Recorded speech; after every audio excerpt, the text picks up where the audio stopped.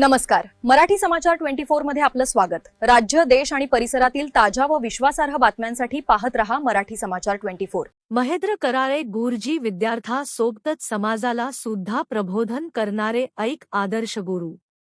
हिवरखेड येथे आज दिनांक 30/6/26 ला सौदळा येथील अबिंकादेवी विद्यालयात आपल्या प्रामाणिक आणि समर्पित सेवेमुळे अनेक विद्यार्थी घडवणारे ज्ञानदानाची व शिस्तीची प्रेमळशी जगद्गुरू संत तुकाराम प्रबोधिनी मार्फत सर्व समाजात गरीब अथवा श्रीमंत कुणीही 11वी 13वी अशी प्रथा बंद नसता खर्चापासून लग्न विवाहात घोडा पार्टी आतिषबाजी या खर्चिक बाबीसाठी नेहमी पुढाकार घेऊन असा वायफळ खर्चाला फाटा देत समाजातील गरिबाचे मुलाला शिक्षण लग्न आजार अशा गरजूंना मदत करा असे मार्गदर्शन करणारे शाळेत विद्यार्थ्यांना या व सुलभ इंग्रजी विषयाची गोडी लावणारे विद्यार्थीप्रिय असे महेंद्र कराळे गुरुजी आज शाळेच्या पटावरून सेवानिवृत्त झाले. त्यांना आज पुढील जीवनात आरोग्य सुख समृद्धी आनंद आणि दीर्घायुष्य लाभून गावाची समाजाची सेवा तसेच विद्यार्थी मार्गदर्शन सेवा घडो असे प्रमुख अतिथी मध्ये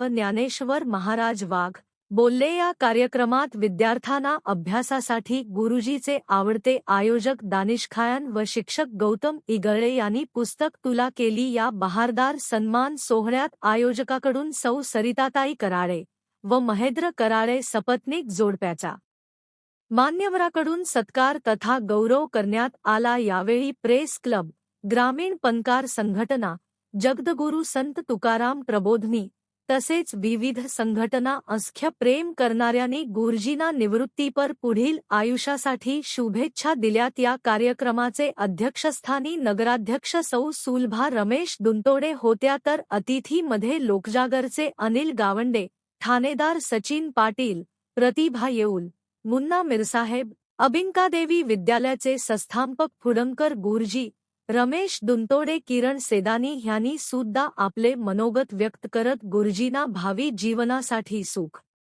समृद्धी आरोग्य व समाज प्रबोधन साठी शुभेच्छा सत्कार. मूर्ती कराळे गुरुजींनी पालकांना उद्देशून मुलांना कशाचाही बाऊन हे करू नको ते शिक त्याची आवड म्हणून त्यांना प्रोत्साहन देत पाठीशी उभे राहा त्यांचे भवितव्य घडणारच असे अनेक उदाहरण देत त्यांनी सेवापूर्ती सत्कार प्रसंगी उपस्थित मराठी समाचार जनाचे प्रेमाला धन्यवाद प्रतिनिधी प्रसंगी आपले विचार मांडून आभार मानले. शेवटी अध्यक्षीय भाषणाने समाप्ती होऊन सर्वांनी भोजनाला हजेरी लावली.